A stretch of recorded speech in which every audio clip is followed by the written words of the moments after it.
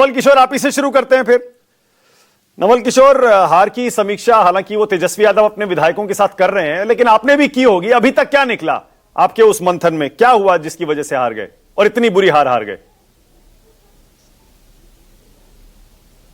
देखिए मानक जी, अगर जिस पार्टी के पास 1,15,00,000 वोटर हों आज के डेट में भी, जीत हार के टर्म में आप जिस तरह से चाहें एक्सप्लेन कर सकते हैं और उस पर कोई भी बात कर सकते हैं। सफलता के लिए कोई शब्द नहीं होता है और हार के लिए भी कोई शब्द नहीं होता है। दोनों की स्थिति वही है। आप चाह के भी नहीं कह सकते हैं कि भाजपा क्यों जीती। अमित शाह भी नहीं बता पाएंगे वो क्या उनके कारण जीती, चुनाव आयोग के कारण जीती, जनता के कारण जीती, ये बात वो भी नहीं बता पाएंगे। वो भी जब अधिकारियों से सीसीटीवी कैमरा बंद करके बात कर रहे थे तो यही बोल रहे होंगे कि देखो मैं सरकार में किसी तरह आ ही जाऊंगा, इसलिए मेरा बात मान लो। चुनाव आयोग तो बोल ही नहीं पा रहा था, मौन ही नहीं मृत दिखा। जब चुनाव के ठीक पहले और चुनाव के दौरान अगर वोटर्स को आप पैसा देते हैं तब तो ये पता चल जाता है ना कि जो आपका निर्माण हुआ है जिस तरह से, जिसमें सरकार के 2 बंदे हों और विपक्ष के 1 हों, ये तो खुलेआम दिखा।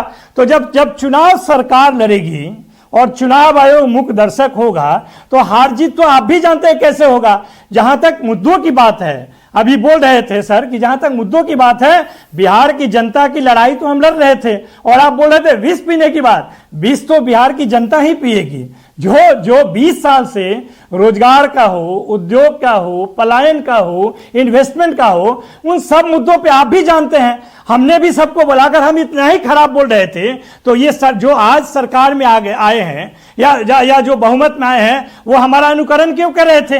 भाई 200 यूनिट बिजली फ्री की बात तो हमने पहले की, 400 से 1500 बढ़ाने की बात तो हमने की, हमने महिलाओं को 2,500 रुपया देने की बात तो हमने की, नौकरी की बात हमने की। आप जिन बातों को लेकर जनता आकर्षित हो सकती है वो सारी बात तो तेजस्वी यादव और महागठबंधन बोल रहे थे। आप कह रहे हैं कि हमने प्रचार ही नहीं किया इसलिए हार गए। मानक जी, आप विश्लेषण करें या ना करें, जनता को यह मालूम है कि चुनाव लोग कैसे जीते हैं और कैसे हारे हैं। जिस गांव में एनडीए का उम्मीदवार जा ही नहीं पा रहा था, भगाए जा रहे थे, उसमें उनको बहुत ज्यादा वोट आया है। कई ऐसे जगह दिखे हैं जहां पर आप खुला विरोध हो रहा था, वहां पर 50,000 वोट से जीत गए हैं। बात ये नहीं है कि कौन जीता कौन हारा। लोकतंत्र में जीत और हार तो होगा ही। कई बार जीत में हार होती है और हार में बाहर होता है। आप पूरे देश में ये चर्चा का विषय बनाओ। आपको भी विश्वास नहीं हो रहा होगा कि इतनी बड़ी जीत कैसे हो गई इनकी। जो अमित शाह बोल रहे थे 160 202 कैसे हो गया, ये बात समझा जाएगा और इस पर आकलन होगा। हम भी मंथन कर रहे हैं, हम भी विचार कर रहे हैं और ऐसी बात नहीं है कि बिहार के लोगों के मन से हम निकल जाएंगे। जनता की राज जो है वो जनता के साथ ही रहती है। बिल्कुल सही है। जो भी देखिए, आप कुछ बातें तो नवल भाई एकदम बढ़िया कह रहे हैं, बिल्कुल सही कह रहे हैं, लेकिन ये जो सवाल उठा देते हैं ना, ये बेईमानी गड़बड़ी की आरोप लगा देते हैं, बस यहीं आकर फिर लोग ये सोचने को मजबूर हो जाते हैं कि पता नहीं में ये जो मंथन आप करेंगे, हार का विश्लेषण करेंगे, ये ईमानदार विश्लेषण होगा या नहीं होगा। अब आप ये बात जो कह रहे हैं जैसे जनता ही बिहार की विष पिएगी, अरे भाई कमाल कर रहे हैं आप। 200 से ज्यादा सीट उनको जिता रही है, आप कह रहे हैं जनता विष पिएगी। जनता ने विष पीने के लिए वोट दिया है, विष पी रही थी इसीलिए इनको वोट दिया है। बिल्कुल नहीं, आप बताइए। मैं तो सवाल पूछ रहा हूं आपसे कि जो जनता को बेरोजगार रखे हैं, जो पलायन के लिए मजबूर किए हैं, जो आज तक एक उद्योग नहीं लगाए, अब अमित शाह कहते हैं कि इस बार शासन में आएंगे तो 25 चीनी मिल खोलेंगे। आपके जैसा व्यक्ति भी हंसेगा ना कि 20 साल शासन करने के बाद एक भी चीनी मिल नहीं खोले। एक जो खुला वो 17 महीने की सरकार में खुला, रीगा का चीनी मिल। आप अभी कह रहे हैं कि आप 25 चीनी मिल खोलेंगे। आप अभी कह रहे हैं कि अब आएंगे तो बाढ़ का हम सुधार करेंगे, बाढ़ का उपाय ढूंढेंगे। ये जो बातें हैं ना, ये बिहार की जनता को ऐसा लग रहा है कि अभी भी आप आत्ममंथन के मूड में है नहीं। मैं अभी भाई अगर देखिए, अगर विपक्षी पार्टियां इतनी बड़ी हार के बाद भी विश्लेषण ना करें, मंथन ईमानदारी से ना करें, फिर तो हो गया। फिर तो आप वो मोदी को 240 पे लाने के बाद देख लीजिए, एक के बाद एक चुनाव जीतते आ रहे हैं। तो फिर कैसे आ रही है? मैं आपसे मानक जी, फिर मैं आपसे आग्रह करता हूं कि आप ही मंथन करके बता दीजिए कि विपक्षी पार्टियां क्या करें। और नहीं तो अमित शाह जी को बोलिए कि कुछ विपक्षी पार्टियों के लिए सीट छोड़ दें। उनके नहीं, जिस तरह का काम वो करते हैं वहां पे तो किसी के लिए जीतने का संभावना ही नहीं बनता है। हाँ, अधिकारी आपका, चुनाव आयोग आपका, तमाम तरह का डर और धमकाने का बात आपका, तमाम तरह का धनबल आपके पास, और फिर आप दोष देते हैं विपक्षी पार्टी को। किस तरह का सोच है आपका और किस तरह का मंथन है आपका? अब मैं आपको दिखा, एक सेकंड रुकिए, अब एक सेकंड रुकिए।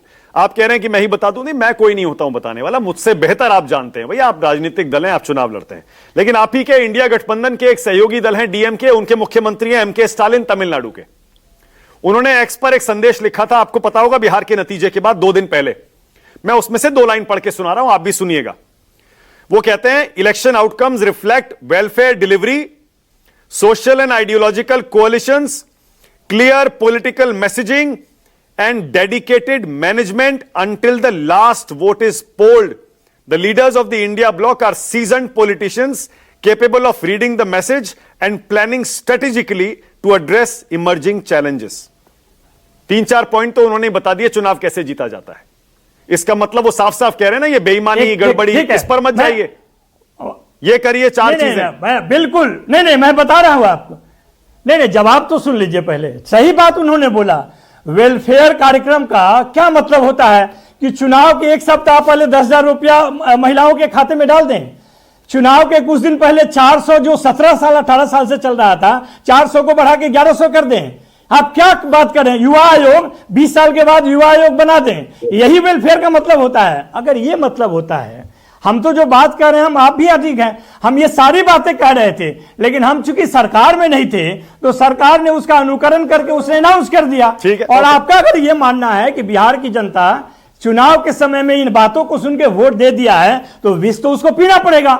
हो सकता है कि 5 साल तक कुछ ना हो, लेकिन हम 5 साल तक हमारे मन में ये जरूर आएगा कि हमने जो बातें कर, बस 10 सेकंड चुनाव मंथन में हमारा ये भी आएगा कि जिन बातों को हमने जनता से वादा किया है, हम उसके लिए सड़क पे रहेंगे और सदन से सड़क तक बनवा कर मानेंगे। जैसा हमने अनाउंस किया 200, तो उन्होंने 125 बिजली अभी कहा। बहुत बढ़िया, बिल्कुल सही है। सही और असली ईमानदार विपक्ष की भूमिका यही होती है, सरकार के वादों को बिल्कुल लेकर और 5 साल इनको अपने टोस पर रखे और ये सारे वादे पूरे करवाए।